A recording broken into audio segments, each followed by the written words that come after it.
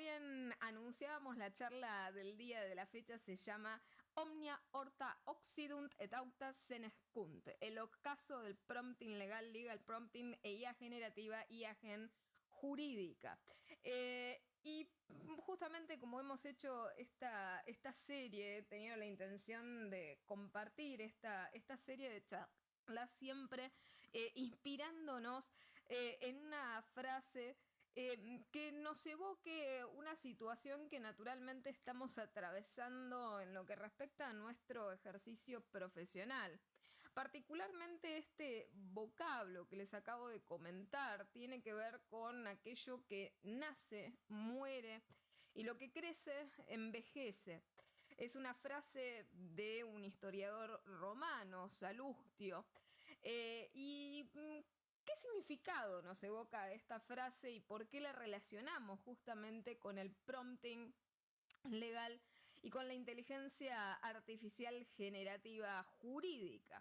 El significado nos evoca una palabra que seguramente incomoda a muchos gurúes y falsos mesías de la IA generativa, que es la idea de la impermanencia y del ciclo natural de la vida, de la idea de que todo eventualmente llega a su fin, llega a su ocaso, a través de la muerte o a través del envejecimiento como procesos naturales. Y es algo que hemos estado viendo, hemos charlado en uno de los encuentros previos sobre cómo se nos acercan ciertas circunstancias que pueden dar lugar a determinados colapsos, particularmente en este campo de la inteligencia artificial que tanto se ha metido en nuestra profesión y que, como siempre hemos compartido y charlado en encuentros previos, ya sea por el temor o por la afinidad, se nos ha impuesto la idea de que debemos sí o sí de todas maneras adoptarlo y de forma irreflexiva, sin cuestionarnos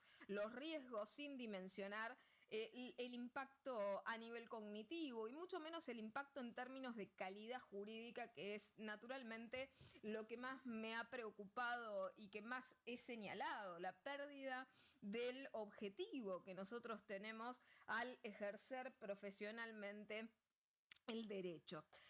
Y el contexto de utilización de esta frase tiene que ver con la reflexión.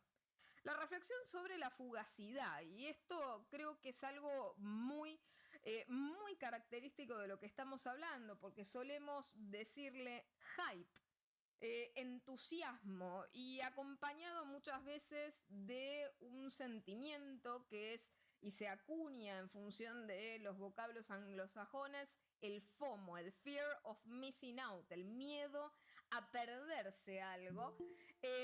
Y naturalmente estamos muchas veces embebidos en ecosistemas muy tóxicos, muy corrosivos como el nuestro, en el cual si no se adopta, las respuestas siempre son absolutamente antagonistas y muy radicalizadas, en el sentido de que si no se adopta esta tecnología, si no se incorpora a la inteligencia artificial generativa en el despacho jurídico, en lo que sería, por ejemplo, la justicia, en lo que sería la informática jurídica decisional de cualquier tipo, en los proyectos, por ejemplo, a nivel escritos, en definitiva no se quiere ejercer profesionalmente de manera moderna. Es una cuestión de pensamientos absolutamente binaristas que nos colocan en dicotomías. O se está con ella o se está en contra de la misma. Y si se está en contra de la misma, siempre se lo coloca desde un chaleco de fuerza que implica también una denostación de orden simbólico. Si se está en contra de ella,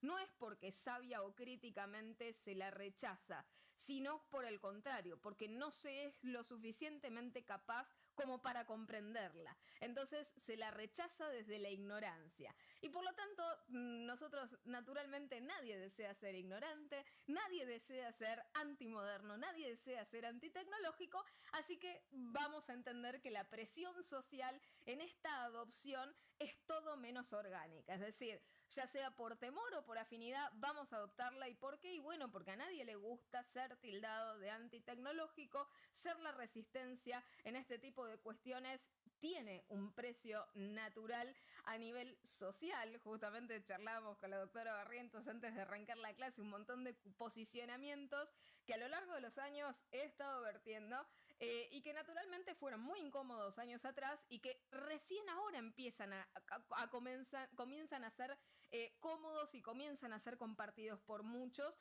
y se pierde el miedo obviamente de que las voces opositoras a este tipo de cuestiones, aquellas voces críticas, empiecen a difundirse, aún también en las áreas técnicas estrictas. Es decir, nosotros está claro que nuestra disciplina es una ciencia jurídica de orden social, pero las voces que les estoy señalando también, que antes tal vez se encontraban un poco temerosas para señalar las falencias de la propia industria, hoy en día ya no ocultan sus reparos a nivel técnico, a nivel científico.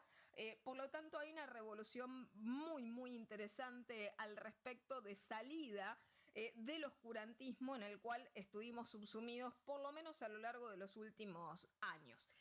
Por lo tanto, la resistencia ya naturalmente viene en respuesta a este proceso que les hubiera comentado en la conversación que mantuvimos anterior, en la última conferencia, en la que empezamos a ver cómo la burbuja de las ilusiones y de las altísimas expectativas de aquello que íbamos a obtener con esto, en la realidad no se están concretando, y cuando la decepción empieza a hacerse palpable y deja de poder ocultarse, ¿qué es lo que sucede? Allí el desinterés empieza a crecer, las voces críticas empiezan a ser oídas y ya no se las puede silenciar simbólicamente como si se lo hizo sistémicamente hasta el momento. Entonces, les traigo esta moraleja a razón de que esto es una lección sobre la fugacidad de todas las cosas en el mundo y más aún de aquellas que son falsas. Es decir, desde las personas hasta las civilizaciones de alguna manera perecen y no pueden creerse los falsos mesías o los falsos gurúes con derecho a una permanencia sobrenatural. Es decir, más allá de que les cueste aceptar la impermanencia, la realidad es que el presente es efímero. Todo sigue un ciclo natural de nacimiento, de crecimiento y de declive. Y lo que estamos viendo en la actualidad es el declive de estas cosas. Y es por ello que muchas veces también lo que estamos viendo son estos saltos, cual, como les digo, utilizando ese grafismo del sapito que va dirigiéndose de piedra en piedra, aquellos que en algún momento se llenaron las vestiduras con la temática del prompting legal y de la inteligencia artificial generativa, ya han tomado una liana muy rápida hacia la inteligencia artificial agéntica para no ver el incendio que nos deja atrás la inteligencia artificial generativa.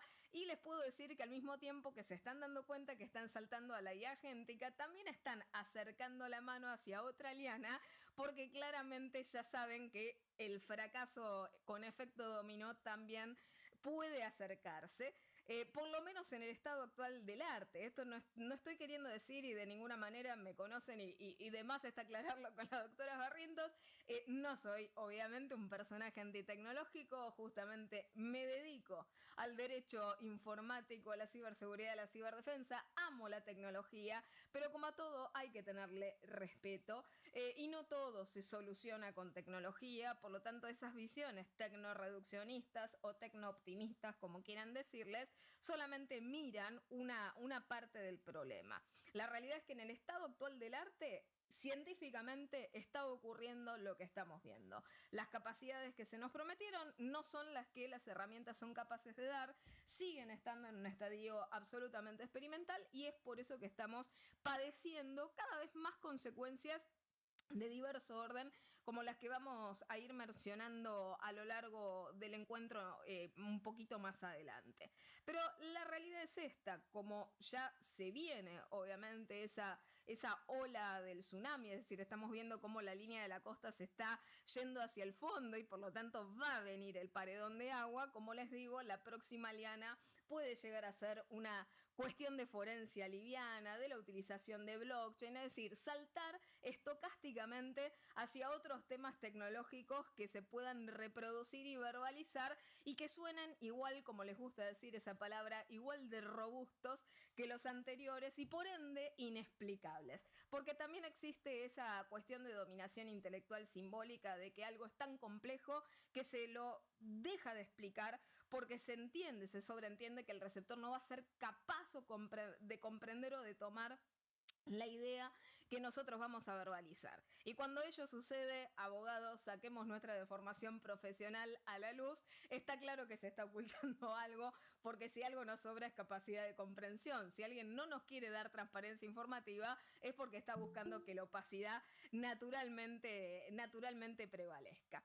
Entonces, en este sentido, pasamos a esta cuestión del torbellino que nos rodea en el presente, de esas presiones absolutamente inexplicables e injustificables que son impulsadas por lo que venimos comentando a lo largo de los últimos encuentros, falsarios y caballeros de la industria, amigos y también propagandistas de algunos otros adláteres de la industria, es decir, la verdadera industria lejos está de lo que estamos hablando, sino que aquí estamos hablando de aplicaciones y extrapolaciones del campo de la industria dentro de lo que sería nuestro campo de trabajo y a través de una suerte de aplicación cruzada de menor envergadura.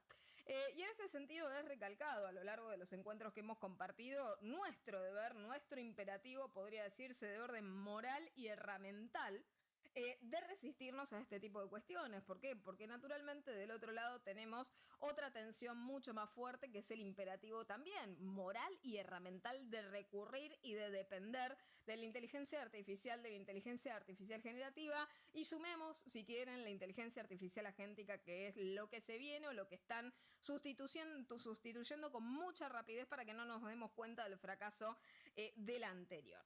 Y siempre les he recalcado, la prudencia y la sabiduría nos ha servido para mantenernos a flote, es decir, siempre el derecho ha tenido esa capacidad de comprender y de testear la razonabilidad, la proporcionalidad, la constitucionalidad de aquellas cosas que vamos utilizando.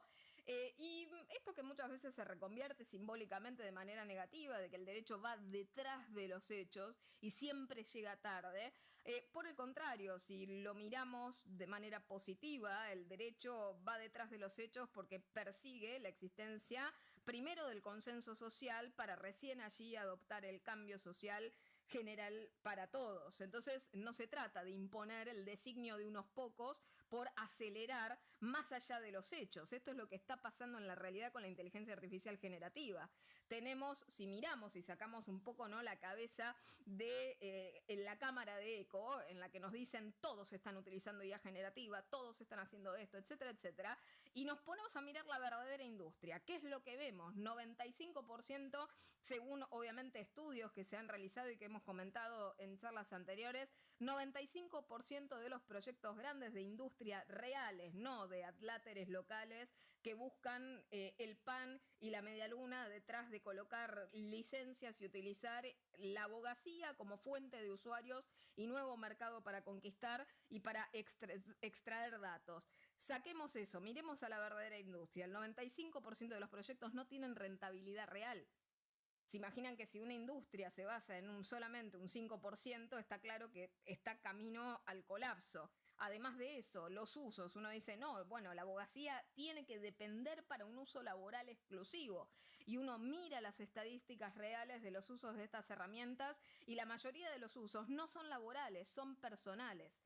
Después, respecto de la reconversión laboral, justo que la doctora Barrington, laboralista, siempre se nos han vendido las mieles de que la inteligencia artificial generativa viene a reconvertir nuestra capacidad laboral. Por el contrario, vamos a dejar de hacer las cosas repetitivas y vamos a empezar a hacer cosas más creativas. No, por el contrario, nos está generando deuda cognitiva. Tenemos ya generaciones diezmadas con procesos de memoria profundo, afectados por la utilización de estas herramientas, estamos perdiendo conciencia de autoría, estamos perdiendo la capacidad de recordar y estamos también perdiendo la capacidad de aprender. ¿Por qué? Porque a nivel neurológico el aprendizaje es un mecanismo doloroso, no es un mecanismo inocuo, indoloro, es un proceso costoso. Y estas herramientas justamente están quitándole el peso al aprendizaje. Por ende, la gente ya no recuerda, no aprende, y al no aprender y al no recordar, pierde la capacidad de hacer ¿qué? De retransmitir. Y por otra parte, hay otra realidad. No todas las personas tienen capacidad de reubicarse laboralmente porque no funciona de manera lineal. Justamente con la doctora Barrientos antes hablamos de cuestiones multifactoriales, pluricausales, y no es tan fácil la cosa como dejar de hacer algo y pasar a hacer otra cosa. Hay gente que por cuestiones o motivos socioculturales económicos no tiene capacidad de realizar ese salto. Por lo tanto, ese llamado a la relocalización a nivel laboral no es lineal, es una expulsión del sistema en gente que no va a encontrar de vuelta cabida. Y por otra parte, la expulsión propia de aquellos que sí se terminan readecuando. ¿Y esto por qué? Porque la deuda cognitiva va a empezar a cobrarse su precio de acá a unos años, cuando ya nadie tenga capacidad de hacer. Y todos solamente tengan capacidad de ¿qué? De lo que tanto buscaron todos estos falsos mesías y gurúes. Dijeron que los abogados, peyorativamente, éramos y nos enseñaban a ser productores. Y ahora debíamos nosotros aprender a ser editores, quitándonos nuestra capacidad creadora, que justamente es ese je ne sais quoi humano que nos permite crear. Realizar algo maravilloso a nivel científico, la generación, por ejemplo, de doctrina por parte de los juristas, de fallos célebres y de leading cases por parte de los juzgadores, de argumentos espléndidos por parte de los letrados. Por lo tanto, estamos perdiendo esas capacidades. ¿Y a cambio de qué? De editar textos mediocres, delegados en una herramienta que lo realiza de manera pobre, y que su parámetro de verdad es probabilístico. Es decir, se asemeja a la verdad, pero no es del todo la verdad científica, como si nos bastara. Esto no está sucediendo en otras disciplinas, ya sea por el riesgo, ya sea tal vez por la permeabilidad que tiene el grupo social afectado. Vaya a saber qué situación de orden conductual colectivo está impidiendo que la abogacía entera no esté señalando en este momento el rey está desnudo, pero lo cierto es que deberíamos despertar de ese encanto y perder el miedo de ser los primeros en señalar que el rey está desnudo, porque claramente lo está. Entonces, proseguimos un poco con esta cuestión. La realidad es que no existe otra cosa que la realidad de orden fáctico para ponerle fin a estas fantasías delusorias de las que venimos hablando y de las que venimos padeciendo en el derrotero del prompting legal y de la inteligencia artificial jurídica. Y es ahí como empezamos a ver cómo ese riesgo ya dimensionado, ya cognoscible, debe ser trabajado, debe ser apuntado. Y la realidad es que hasta el momento, para abordar todas estas cuestiones que hemos comentado a lo largo de algunos encuentros en relación, por ejemplo, a la privacidad, a la ciberseguridad, entre otras cosas a las alucinaciones, tema sobre el cual ahora volveré en un ratito, son todos solucionismos defectuosos. Es decir, con visiones tan tecnooptimistas como las que nos ha impuesto la utilización no orgánica de estas herramientas, nos dicen que se abordan también las soluciones a problemas que ni siquiera la propia industria tiene resueltos. Porque son problemas que, sacando la cabeza también de por lo menos la cámara con la cual estamos, esos problemas ahora están generando daños y daños muy complejos, que han dado lugar a un crecimiento de judicialización impresionante, desde muy diversos flancos. No solamente la propiedad intelectual, la privacidad y hasta acciones de muerte por negligencia. Lo hemos comentado en una de las charlas que hemos compartido en el pasado sobre el tema de Wrongful Life y la inteligencia artificial agéntica, particularmente con los daños a la salud y los daños obviamente a nivel psiquiátrico, es decir, en la integridad psicofísica de las personas y por ende al valor vida en casos absolutamente extremos en los cuales naturalmente quienes más hipervulnerables son los que van a pagar el precio más caro y de allí vamos a ver cómo las víctimas se esparcen de manera bastante compleja en relación a diferentes situaciones delusorias muy corrosivas de la estabilidad a nivel psicofísico y con diferentes causales y con diferentes matices. Por lo tanto, ahí tenemos algo justamente que pone el punto particularmente por el tema de que nos está fallando también, sin perjuicio de que nosotros podemos ser las víctimas silentes del tema, nos está fallando muy fuertemente la aplicación del principio de precaución y del principio de prevención frente a los costos sobre la salud, la integridad psicofísica y dentro de los cuales hasta podemos incluir los de la integridad psicofísica también de los trabajadores, porque esta cuestión que comentábamos al pasar de la deuda cognitiva es un daño psiquiátrico. El perder la capacidad de algo, el perder el músculo, entre comillas, de la memoria, el perder la capacidad de conocer, el perder la capacidad de reconocer, es decir, tener una suerte, como decirles, de amnesia infligida por el uso herramental. ¿No es algo parecido a la adicción, por ejemplo, en las redes sociales o del juego en línea? Se parece mucho, es decir, los daños psicológicos, psiquiátricos no se han descubierto con la inteligencia artificial generativa. Venimos luchando en el ámbito tecnológico con un montón de herramientas, aplicaciones, intermediarios que generan consecuencias. Y consecuencias dañosas que naturalmente tienen que ser reparadas y no resistidas. Y aquí tenemos una gran cantidad de agentes no artificiales, no sintéticos, humanos, que están pagando el precio de ser conejillos de indias de estas herramientas. Lo que sí noto triste, por lo menos en el ámbito de nuestro campo profesional, es que parecemos querer ser conejillos de India, y esto lo hemos comentado en una de las primeras charlas de este año con la doctora Barrientos. Parecemos estar de alguna manera complacidos porque se nos hubiese tomado en cuenta a los efectos de ser parte de este gran experimento colectivo, lo cual es gracioso y es triste al mismo tiempo. Cuando hablamos de inviernos de la inteligencia artificial, retomo una idea que les mencionaba en una de las conversaciones previas que tuvimos.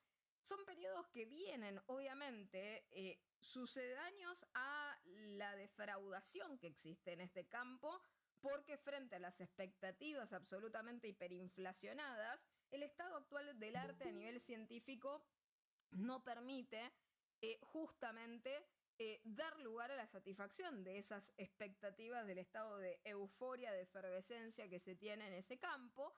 Y es por eso que al no concretarse esas expectativas irreales, entonces el desinterés en el tema empieza a crecer. Y en este sentido, el desinterés se refleja en qué cosa que tanto preocupa a todos: la falta de inversión. Esperemos que la abogacía no sea el último pasajero en dejar el Titanic. Esa es la única expectativa que podemos, por lo menos esperar, de no ser los violinistas del Titanic, porque increíblemente vemos como toda la industria se está movilizando hacia un determinado sentido. Se está hablando del invierno de la IA, se está hablando de la burbuja de la IA y nosotros parecemos no darnos cuenta de todas las campanas que están sonando alrededor. Así que espero que no seamos los últimos que dejemos de tocar en este escenario. Pero quiero apuntar un poquito también a la crueldad en relación de lo que es el prompting legal y la inteligencia artificial jurídica, particularmente por el despotismo que tenemos de los gurúes de la IA, de la inteligencia artificial generativa y de la inteligencia artificial agéntica. ¿Por qué? Porque naturalmente cuando se cuestionan las falsas proclamaciones, siempre la apuesta suele ser de alguna manera superadora, desafiante y aniquiladora de los riesgos y de las situaciones que naturalmente se están viendo. Y el tema es que si nos ponemos a pensar en qué es lo que nos espera al final del túnel, porque yo lo que marco de la crueldad y del despotismo de esto es el prometer más allá del conocimiento sobre algo que no va a ocurrir.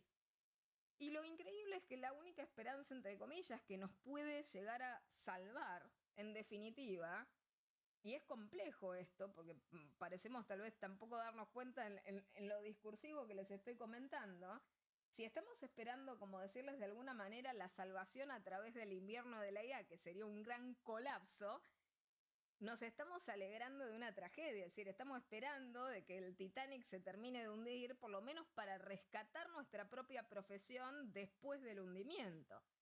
Y deberíamos ser lo suficientemente brillantes, inteligentes y prudentes como para no tener que llegar a esa tragedia o devastación de orden profesional, más allá de que algunos pocos, por ambición personal, nos lleven justamente a ese punto de inflexión. Y sobre todas las cosas porque, como les decía, la apuesta se redobla cada vez de manera más fuerte y de manera más inverosímil. Y hoy en día ya se está metiendo, yo les había comentado, el salto hacia la inteligencia artificial agéntica, pero no solamente ya todavía no estamos generalizando este segundo sustituto, sino que ya se está hablando, porque el aceleracionismo de solucionar una estafa con la otra tiene que ser cada vez más grosero. Piensen ustedes, ¿no?, en el ejemplo de los Ponzi, ¿no?, de los esquemas Ponzi. De que muchas veces una estafa se redobla con una nueva estafa. ¿Qué es lo que sucede para salvar, por ejemplo, un proyecto trunco? Se genera un mejor proyecto posterior en el cual a las mismas víctimas les dicen: podés irte con lo que depositaste hasta aquí, pero si no, para no perderlo y seguir ganando, podés mantener esto, agregar unos pesitos más y seguir con la expectativa de ganar. Muchos caen en esto y nos está pasando.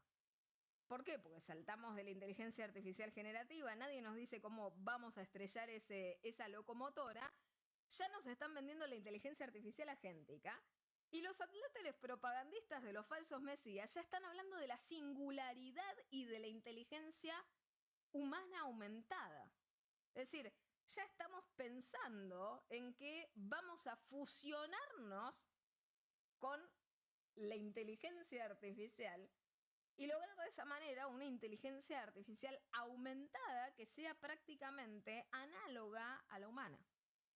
Y de vuelta, salimos de la cámara de eco, miramos a la industria y la industria recién está en pañales en esto que, curiosamente, gente proveniente de las ciencias jurídicas están confirmando como realidad. Y uno se pregunta, ¿por qué lo hacen? Es decir, ¿qué cables mueven de alguna manera a estas marionetas para arriesgar semejantes predicciones, aun cuando los propios lores de Silicon Valley no lo están haciendo en este momento? Y son escenarios también absolutamente teóricos porque no se están concretando en la realidad. Y por el contrario, lo que sí abundan en la realidad son estudios que muestran que cada vez las fallas que venimos señalando, entre ellas las alucinaciones de la IA, ha salido hasta uno en el día de la fecha, es permanente. Las alucinaciones están, las alucinaciones crecen, etcétera, etcétera. Por lo tanto, los defectos anteriores no fueron ni siquiera resueltos. Y estamos mordiéndonos las colas. Siempre les hago el grafismo de Ouroboros, la víbora que se muerde la cola. Pero increíblemente acá ya nos están hablando de inteligencia aumentada, de singularidad. Estamos ya directamente por estos agentes de propaganda, estos amigos de los falsos mesías, de que al punto de la idea se vuelva tan avanzada que nos va a superar. Y evidentemente debemos ser retrógrados los que no tenemos la capacidad de ver de que la inteligencia artificial nos está avasallando y nos está superando a nivel humano. Y esto es, como he venido diciendo a lo largo, ¿no?, de las últimas semanas, es tan singularmente delirante como los pregoneros domingueros que hablan de esta idea y que con descaro la difunden porque no se estaría dando.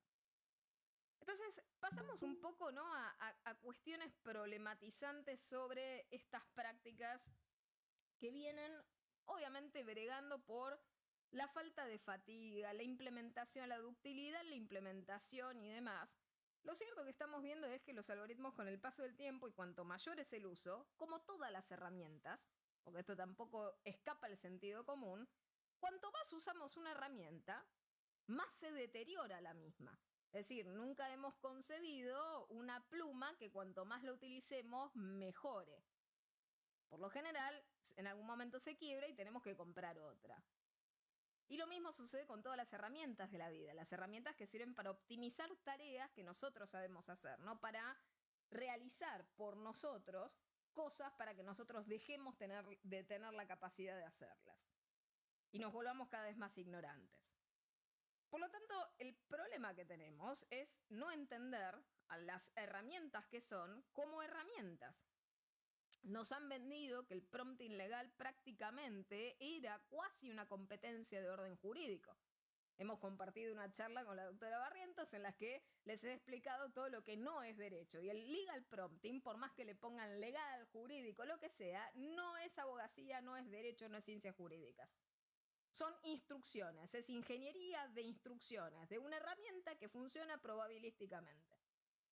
¿El mejorar la instrucción nos hace mejores abogados? No, claramente que no. Cuantos mejores abogados seamos, más perfecta va a ser tal vez y más completa la instrucción. Pero pregúntense ustedes el tiempo, tal vez, que logren invertir en sacar una buena instrucción para sacar un texto mediocre que después la grandiosidad de ese letrado tiene que corregir y optimizar y mejorar para elevar su nivel.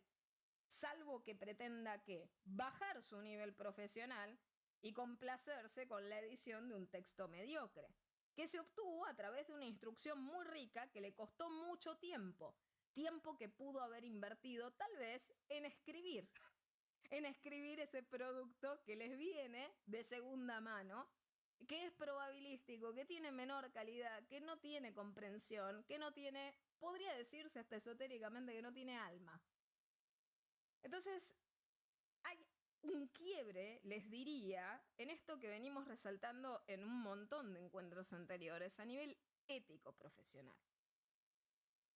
Y no estoy esperando ética profesional de los falsos gurúes, de los mesías y de los agentes de propaganda de sus amigos, porque la realidad es que no se puede esperar un criterio moral o ético superior de quienes ya no tienen intenciones, por lo menos al menos transparentes. No voy a juzgar sobre la calidad de la intención, pero al menos no son transparentes, no son plenas en un sentido informativo. Son opacas, son sesgadas, muchas veces son histriónicas, y detrás de esas técnicas, quienes estudiamos programación neurolingüística, sabemos que se esconde la manipulación de masas. ¿Sí? A nivel discursivo tenemos discursos histriónicos, efectistas, reduccionistas, que generan ciertas sensaciones en la audiencia, como primero desconfianza sobre el propio criterio, reconocimiento de la falla propia, después la adopción de una solución mágica, el someterse a la solución mágica y seguramente alguna situación más efectista y de choque durante ese tipo de exposiciones.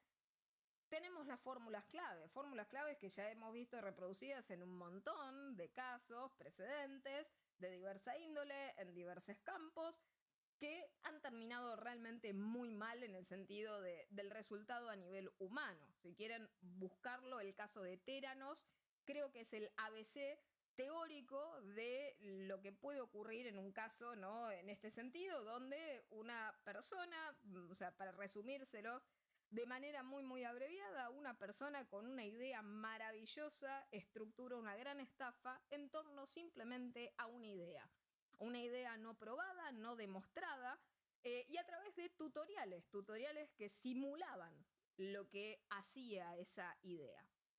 Nunca mostró la realidad, arrastró la inversión de muchos que se vieron defraudados, y lo falto de ética fue que no solamente engañó para recibir dinero, sino que también engañó a personas que fueron víctimas del engaño de su idea.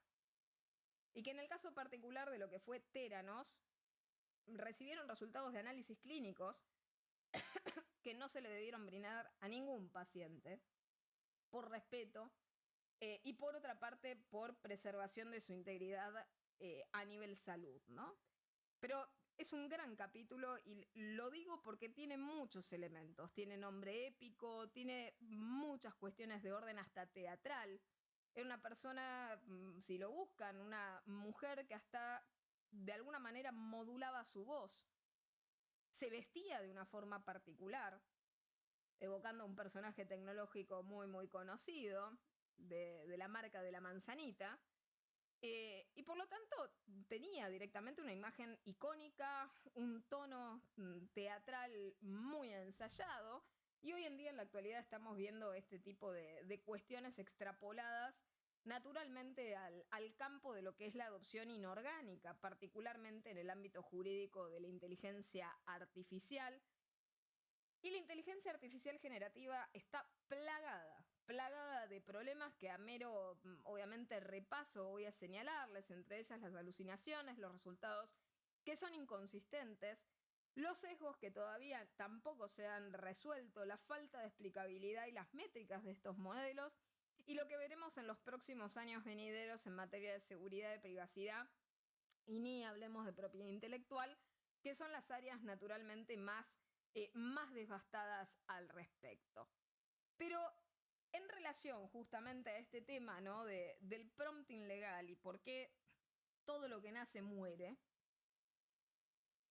es un área en la que no se han solucionado los problemas que tiene, y por otra parte que estamos viendo que naturalmente, sin perjuicio de evangelizar inorgánicamente en su uso, tenemos un ecosistema tan insincero que al mismo tiempo, cuando empiezan a verse los vicios de lo que es esperable dentro de lo que es esa disciplina, ¿qué es lo que sucede? Le soltamos la mano a quienes empiezan a demostrar esos vicios. Y hemos tenido un par de casos curiosos que les voy a comentar, que han sido realmente, creo que, los dos grandes hitos de las grandes incoherencias de este año. Un fallo, el fallo Acevedo desde la vereda de los letrados, y el fallo de Chubut desde la vereda de los juzgadores. ¿Y esto por qué? Porque en el caso de las alucinaciones de la IA, del lado obviamente de los letrados, se ha intentado reconvertir simbólicamente, como les he comentado en alguna que otra oportunidad, las alucinaciones de la IA como resultados creativos, coevolutivos, colaborativos, cooperativos con la inteligencia artificial generativa, nada más lejano. Ya hemos visto, o por lo menos conversado, de que los resultados que son ineficientes, como los que estamos señalando, van a ser sinónimo de mala praxis profesional nuestra y no un resultado creativo. Sino, como siempre les digo, el fallecimiento de una persona en quirófano tal vez es un outcome creativo de una cirugía de corazón abierto. Pero no, es una mala praxis médica, en la cual se cobra el valor vida de una persona, toda la integridad física de esa persona, con las consecuencias irremediables que ello genera. Por lo tanto, el primer tema es, no podemos evitar el problema, pero no debemos dejar que ocurra. Y ahí estamos en la disyuntiva. La gran pregunta: ¿quién está obligado a utilizar algo riesgoso cuando se lo conoce riesgoso? Porque cada vez que les comparto este tipo de riesgos, suelen haber ciertas reacciones, que cada vez son las menos. O sea, lo siento y lo veo en las audiencias. La primera reacción sistémica del pasado era la resistencia a los hechos. Y de alguna manera el allanamiento de los hechos a una visión negativa sobre la tecnología. Esto es, si hablábamos de alucinaciones de la IA y decíamos que no había exigencia en el uso, la postura era muy negativa porque nos evitaba utilizar la herramienta. Y la gran pregunta es, ¿quién te exige la utilización de una herramienta que introduce un riesgo que vos no podés manejar? Pero hay algo de soberbia y de necedad en el imperativo categórico de uso herramental. Tengo que usarlo porque todos lo usan y no quiero conducirlos al razonamiento obvio.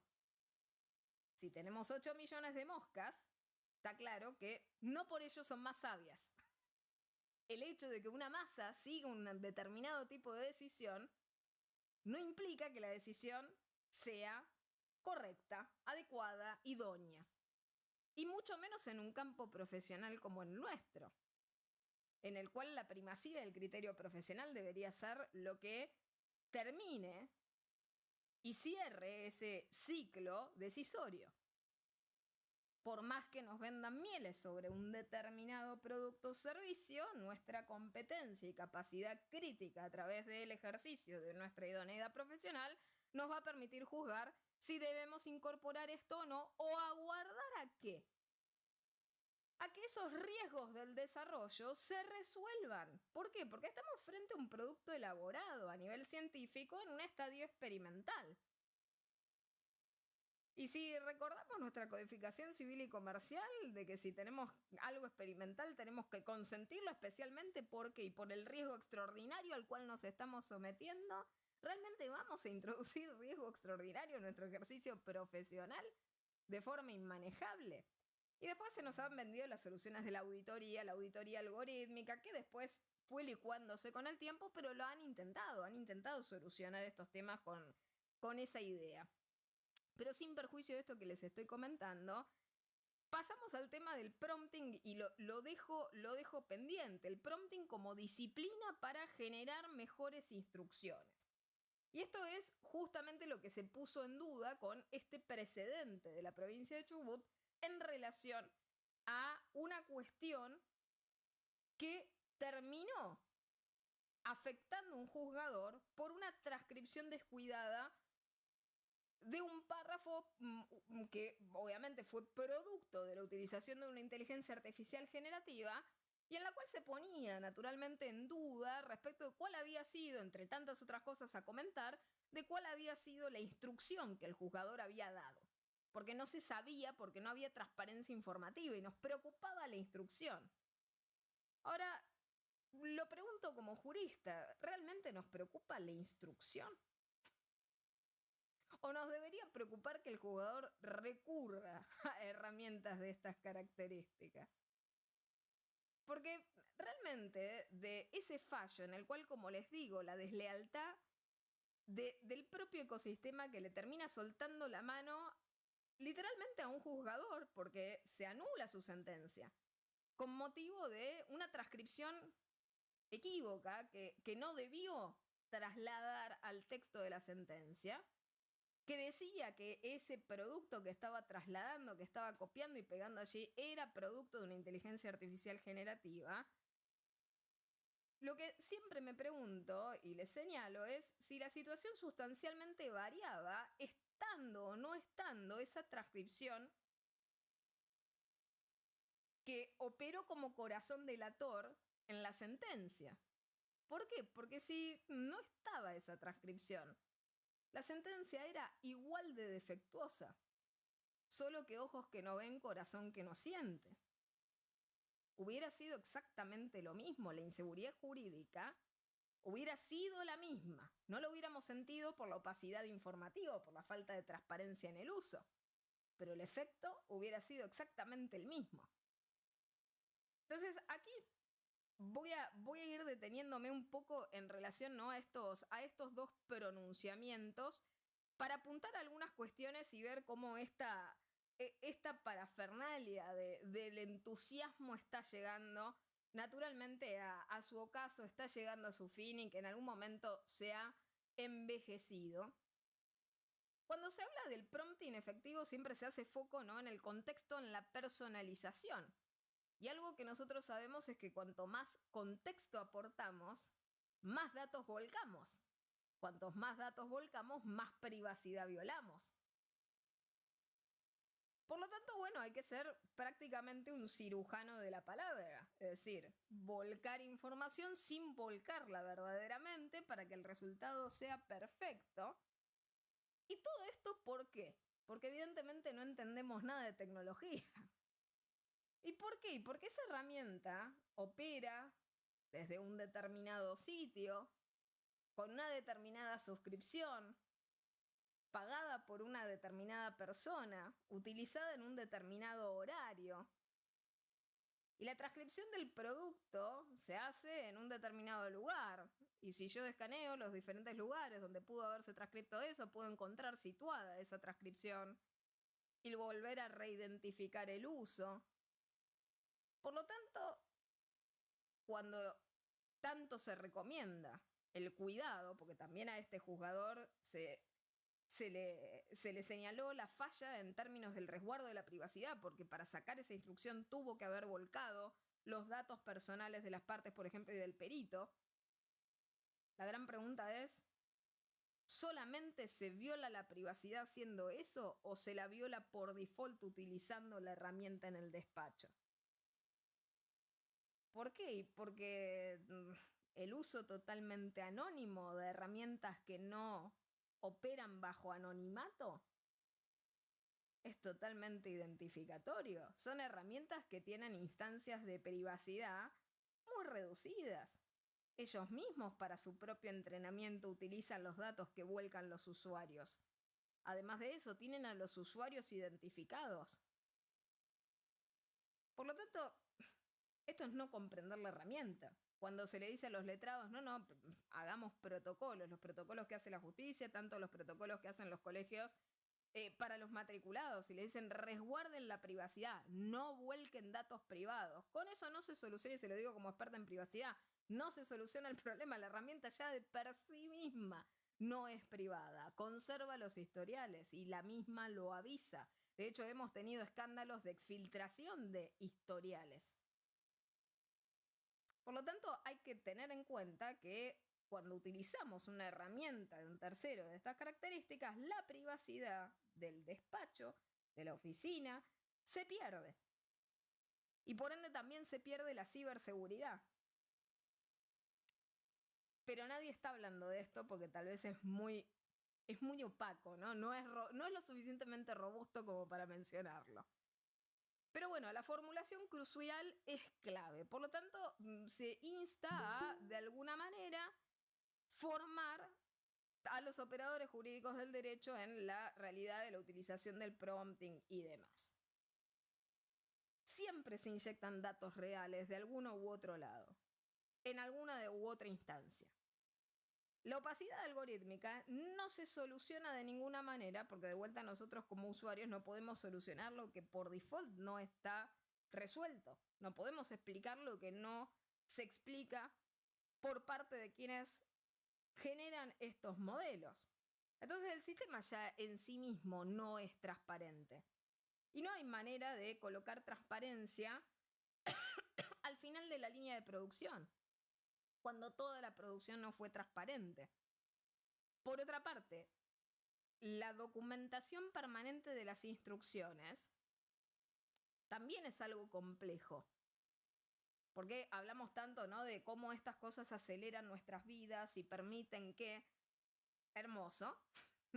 Ahora, si tenemos que registrar las instrucciones, documentar y procedimentalizar la registración de las instrucciones y del prompting y de todo lo que se escribe, de todo lo que se lo solicita, etcétera, etcétera, piensen ustedes de vuelta en la paradoja del juez de Chubut. En esa frase absolutamente nefasta que colocó la IA generativa, dijo, podés copiar y pegar esto que está acá arriba, y era un párrafo, o presumiblemente algún segmento del texto. Está claro que no era la totalidad del texto, por lo que se puede presumir por ingeniería reversa. El texto no fue generado enteramente, parcialmente generado, porque era la reformulación, como bien lo decía, aquí tenés el párrafo reformulado, sin citas, bla, bla, bla. Ahora, cuando realiza justamente esa transcripción, y fue para un párrafo, y estamos hablando que los juzgados están sobrecargados, imagínense ustedes tener que documentar la introducción de cada párrafo generado sintéticamente dentro del texto global de la sentencia. Y esto a los abogados que están aquí presentes seguramente entenderán cuando los abogados nos irritamos por los defectos de fundamentación de la sentencia porque no tenemos el texto suficiente que nos justifica las decisiones a las cuales se han arribado. Ahora, tendremos sí las inclusiones respecto de la explicabilidad de las instrucciones y de los prompts utilizados y de cada desglose y comentario específico sobre la generación sintética de cada párrafo. ¿Va a ser auditable y repetible ese procedimiento? Otra pregunta, como decirles, para la audiencia, ya que vamos a permitir introducir esto y lo introducimos de una determinada manera. La explicabilidad del prompt tenemos que registrar, documentar qué es lo que hacemos. ¿Van a documentar todas las cosas que hacen? ¿Cómo escriben cada párrafo, cada línea? Vamos a tener, como decirles, el manual de instrucciones de la sentencia para entender la replicabilidad de la construcción y de la ingeniería reversa del texto generados artificialmente. Mucho esfuerzo, ¿no? Ni hablemos, obviamente, de la ciberseguridad. No es el objeto de la charla de hoy, así que voy a dejar punto y aparte el crecimiento de la superficie de ataque dentro de los juzgados, dentro de los despachos, las vulneraciones que puede haber en materia de seguridad, de confidencialidad, de privacidad, la trazabilidad de los datos, porque podemos mandar instrucciones maliciosas, ya que se habla tanto de prompting, podemos mandar instrucciones maliciosas para que nos devuelva la respuesta a información privada inyectada previamente. Y hay muchísimas capacidades de reidentificación en todo esto que les estoy comentando y capacidades, por ejemplo, de entrecruzamiento y de relacionamiento de bases de datos que no se miden, que son estas fracturas a la privacidad que no terminan por resolverse, ¿no? Y ni hablemos de lo último, que es un tema, un factor a nivel humano, la fatiga de privacidad. Ya hemos cargado, obviamente, a los usuarios con un montón de deberes, un montón de obligaciones, y naturalmente, como especialista, como PhD en protección de datos personales, cuando uno habla de privacidad, siempre esto sucede, y Sonia lo ha atravesado en los cursos, cuando uno imparte cuestiones sobre estas temáticas, es como una suerte de despertar de todos los peligros abstractos a los cuales uno se expone en relación a la privacidad en la diaria. Y existe este fenómeno a nivel psicosocial, que es la fatiga por privacidad. El ser privados cuesta mucho. Son muchos cuidados, es de estar muy alerta, es estar muy al pendiente, el estar muy consciente, y es algo muy diferente a estar relajados y descuidados. Por ello suceden tantas cosas como las que vemos que suceden en el ámbito de la privacidad y la protección de datos personales. No es tan fácil ser privados, no solamente porque hay que saber, sino porque a pesar de que se sepa, a veces la gente está muy cansada como para ejercitar ese músculo de la privacidad. Y siempre en algún momento algún descuido existe. Alguna vez se inicia la sesión con datos reales, alguna vez se paga con algún dato identificatorio, alguna vez se vuelca alguna información real, alguna vez se responde algo que no se debía responder, alguna vez se cliquea algún vínculo que jamás se debió abrir. Y es como vemos que eventos de ciberseguridad y de fugas en relación a la privacidad le pasan a quienes. Y aquí vemos la hipervulnerabilidad. Hasta propios profesionales, por ejemplo, del campo de la ciberseguridad, que saltan muy indignados diciendo, a mí también me ha pasado. Enseño sobre y me ha sucedido. Bueno, la realidad es que nadie está exento de esa fatiga de privacidad. En algún momento alguien baja los brazos. El problema es que en los ámbitos en los cuales nos movemos en nuestras actividades, nadie puede bajar los brazos, porque esto es algo parecido a decirles, ¿alguien puede en un quirófano tener fatiga por el estrés, y justamente de gran temática laboral, el estrés laboral en el ámbito médico? Sabemos que una persona trabaja, ¿cuánto? 24 horas, 48 horas. La calidad decisional de las primeras 8 horas no es la misma calidad decisional de las 8 horas subsiguientes. Y las peores mala praxis, ¿cuándo ocurren? En las últimas horas, cuando la persona ya está agotada. Imaginemos lo mismo en relación a la privacidad. Cuando recién comenzamos a utilizar la herramienta, todos tenemos cuidado. Todos verificamos si hubo o no hubo por parte del letrado la utilización de una cita falsa. Una vez que pasó ese entusiasmo, nadie va a verificar nada. De hecho, ¿qué nos pasaba hace 2 minutos y medio atrás, antes de la IA generativa? ¿Miraban las citas reales o las citas eran tediosas? Nadie estaba revisando de manera tan minuciosa como sucede ahora las citas falsas, las alucinaciones de la IA. Pero son importantes, ¿por qué? Porque el tema es que también podemos tener alucinaciones no solamente en la cita falsa, alucinación en un argumento, alucinación en un precedente de doctrina, en un razonamiento judicial, que no sea detectable. Entonces ahí tenemos obviamente problemas por venir. Y en relación justamente al tema este de las alucinaciones en el campo legal, implican lisa y llanamente la pérdida de utilidad de la herramienta, la pérdida de precisión y la pérdida de veracidad de los resultados que estamos comentando. Por lo tanto, nadie tiene que dejar que la inteligencia artificial alucine, mucho menos dejar de preocuparnos por este punto. Y particularmente volviendo a esto que les quería comentar y dejar también como enseñanza del fallo Acevedo, de que tenemos que ir en un sentido totalmente contrario al que se arribó en ese decisorio. Porque los abogados no somos sujetos a los cuales nos deben paternar. No se nos debe perdonar una mala práctica por el hecho de que somos inexpertos utilizando una determinada herramienta. De la misma manera que si un cirujano decide utilizar un bisturí electrónico y no está familiarizado con la herramienta y como consecuencia de ello fallece el paciente, las consecuencias van a ser imputables. Y si los abogados nos mandamos a utilizar herramientas que desconocemos, que son riesgosas, que no sabemos manejar, nadie debe perdonarnos como si fueran nuestros patterns en función de debimos habernos capacitado mejor, otra oportunidad. En el próximo fallo lo harás mejor.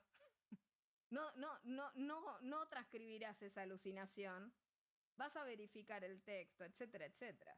Y tenemos un ejemplo de una empresa internacional, obviamente voy a referírselos porque es muy interesante. Un conglomerado internacional realiza un estudio contable para Australia, gobierno australiano. Utiliza inteligencia artificial generativa. Estudio muy oneroso si los hay. Comentan, obviamente, en ese sincericidio tardío de que utilizaban IA generativa para la elaboración parcial de partes del estudio de auditoría. Esto fue imperdonable, está claro, o sea, es una gran falla, y por lo tanto tuvieron que rehacer el estudio, etcétera, más allá de la cuestión de orden económico. En tiempo récord, busquen la diferencia temporal, les dejo eso para divertirse luego de la charla cuando terminemos. Busquen la diferencia, el delta temporal que le llevó a ese conglomerado, a ese grupo internacional, volver a incurrir en el mismo error. Al gobierno canadiense le entregó otro estudio, también con alucinaciones de Leia. Y esto significa, es un reflejo de lo que nos va a ocurrir. Al mismo letrado que en algún momento lo paternan, va a cometer el mismo error a la semana siguiente. Porque esto no va a cambiar.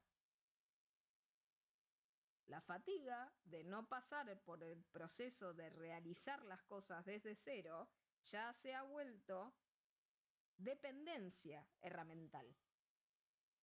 Y se ha convertido en la desconfianza del profesional sobre el criterio propio. La herramienta va a ser capaz de hacerlo mejor que uno. Cuando ya el profesional desconfía de sí mismo y cree que la herramienta tiene capacidad de hacer algo mejor que lo que haría personalmente, no va a volver a pasar por el proceso del ensayo, de la prueba y el error, de volver a realizar algo con el fin de qué. Si ya tiene ese, como bien le suelen decir los falsos mesías, el asistente calificado. El problema es que el asistente calificado hoy en día se está tragando al abogado. Está sustituyendo al abogado. Pero no porque sea mejor, sino por alguna suerte de fractura personal en el ejercicio del derecho. El abogado está buscando de alguna manera esa sustitución, ¿por qué? Y por algún convencimiento absolutamente inorgánico de carácter externo. Volviendo al tema del fallo Acevedo, donde se mataron por descubrir las alucinaciones de la IA, porque está claro que en este estado de efervescencia hay que apuntarlas, hay que señalarlas. Sin perjuicio de ello, la solución a la que se arriba no es la de una sanción. Por lo tanto, no hay un proceso tampoco de aprendizaje frente al mal uso, lo cual también es curioso. Es decir, si vamos a aprender del mal uso y disuadir las acciones, una parte de esa disuasión y de demostración, si quieren, al mercado de la no reincidencia propia y la acción ejemplificativa respecto de terceros de que no incurran en el mismo error, es a través de la sanción disciplinar. No se recurre, obviamente, a ello. Y seguimos tratando a los profesionales del derecho como niños. Como niños que tenemos que aprender a usar esa herramienta. Pero increíblemente, en el caso que les comentaba de Chubut, con la transcripción del juez, la reacción fue diferente. Y fue prácticamente, podría decirse, disonante desde una perspectiva cognitiva. Porque si tanto se bregaba porque los juzgadores no solamente utilizaran, les comento, inteligencia artificial generativa para generar fragmentos de texto, sino que se buscaba inteligencia artificial generativa a los efectos de realizar las sentencias. Esto es informática, la vieja informática jurídica decisional. Y ahora se está diciendo de que va a haber inteligencia artificial agéntica. Es decir, agentes autónomos calificados que acompañan... Sí, perfecto, muchas gracias, ya estoy cerrando. Agentes autónomos calificados que de forma automatizada y de alguna forma orquestada sustituyen todas las decisiones que deban realizarse a nivel judicial. Va a ser mucho peor que esto que ha ocurrido. No va a ser un párrafo transcripto por error con una aclaración que nadie debió haber visto. Va a ser mucho, mucho más profundamente complejo. Por lo tanto, en este sentido, cuando uno dice ¿qué es lo que se permite? Vemos como ni siquiera quienes alguna vez impulsaron ingenuamente esto, están tolerando las propias fallas del sistema. ¿Y por qué? Porque el fallo de Chubut termina con la vuelta a realizar el juicio. Es decir, nulidad de sentencia y vuelta, obviamente, a repetir un proceso con un montón de costos en los cuales no voy a hacer foco, pero los costos directos para las partes, para el Estado y todos los otros factores que podemos ver que implican una situación de inseguridad jurídica complejísimo que se va a extender sobre la seguridad jurídica de la cosa juzgada, de la garantía del juez natural, de la no delegación a nivel judicial, entre tantas otras cosas a señalar, y en la estabilidad de los decisorios judiciales. Porque todo esto que venimos hablando va a tener, como les digo, este ocaso estrepitoso, porque está en juego, además de nuestra ética profesional, la seguridad jurídica que esperamos proteger a nivel justicia. Entonces, simplemente repaso en relación a las reflexiones finales. Para cerrar el año, vuelvo a enfatizar, amiguémonos con nuestro querido Código de Ética de nuestro Colegio de la Abogacía. Tenemos que entender que si utilizamos herramientas, el cliente tiene que saberlo, tiene que haberlo consentido, y sería naturalmente mejor prescindir de ellas y seguir dando el servicio de calidad que siempre hemos brindado. Y por otra parte, entender que estas cuestiones de las cuales estamos hablando no son temas menores. Nadie tiene que empezar a ver de alguna forma estas cuestiones como nimias, sino que tienen este precio de afectar la integridad de nuestro sistema, afectar para siempre el ejercicio de nuestra profesión, de la abogacía, de la justicia, del derecho, y entender finalmente esto que les decía, el estado de fugacidad y de impermanencia de estas cuestiones. Con todos los defectos que hemos señalado a lo largo de la charla de hoy, está claro que aquellas cosas que no son correctas, no son íntegras, como todas las otras, aún las buenas, nacen, mueren, crecen, envejecen. En la actualidad estamos, como decirles, en un estadio intermedio, experimental, como venía diciéndoles. El estadio final del desarrollo de la inteligencia artificial, que es el que verdaderamente esperamos, el que creemos que naturalmente va a servir para plasmar todas estas ilusiones y concretarlas de alguna vez por todas, porque no es la primera vez que nos prometen estos cambios, sigue estando muy lejos. Y esa es una realidad científica. Ahora, lo que sí se está aproximando a mucha velocidad es el próximo invierno de la IA. Entonces, hay que ponerle de alguna manera, como les vengo diciendo, en relación justamente a esta moraleja sobre la fugacidad, hay que ponerle fin colectivamente, a nivel jurídico, al descaro pseudocientífico que estamos atravesando a lo largo de los últimos años. Ahora, la última pregunta que me hago, y con esto concluyo, es si los falsos profetas, los parafraseadores del prompting legal, de la IA generativa jurídica y de ahora la IA agéntica, van a de alguna manera navegar la glaciación y de esta manera van a terminar de alguna forma sobreviviendo a la realidad, a la ciencia y a los hechos. Y van a continuar en el derecho, en la abogacía, en la justicia, lo que en la propia industria tal vez se hubiese frenado. O si la trayectoria balística que estamos vivenciando va a detenerse y van a saltar disimuladamente y temporalmente hacia alguna otra fantasía cómica que se calce obviamente y que tenga que ver con cosas parecidas a las que hemos visto en el pasado, como el tema del metaverso, Web3, blockchain, forencia, y vamos a fingir demencia de lo que ha ocurrido en el pasado.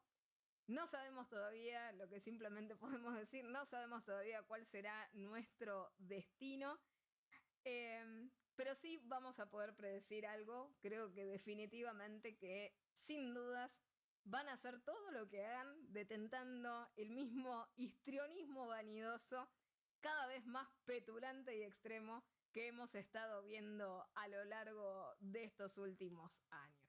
No soltemos la contrastación científica, ni las mentiras, ni los deseos, ni las proyecciones son la realidad, ni reemplazan la realidad. Tenemos que seguir firmes defendiendo nuestras obligaciones profesionales en el derecho, en la abogacía, en la justicia, verificando siempre que todas las herramientas que nosotros incorporemos sean seguras, privadas, transparentes, confiables, explicables, éticas, íntegras, responsables y leales antes de comenzar a utilizarlas y no luego. No luego, con efectos y con estrategias correctivas, vagas, tardías y extemporáneas, teniendo en cuenta y atendiendo celosamente al principio de prevención y del principio de precaución. Así que les agradezco inmensamente a todos de vuelta. Muchísimas gracias al Colegio Público de Abogados de la Capital Federal, actividades académicas, también por la paciencia, el acompañamiento en estos minutos de retraso. Muchísimas gracias, Sonia, por el acompañamiento y por tu cálida moderación en todos los encuentros que compartimos este año. Y bueno, sin dudas, habrá próximos encuentros en el año venidero. A todos los colegas, a todos los letrados que se han conectado en el día de la fecha, muy buenas vacaciones, buena feria a todos y desde ya nos estaremos reencontrando en el año próximo. Muchísimas gracias a todos. Sonia, te dejo la palabra.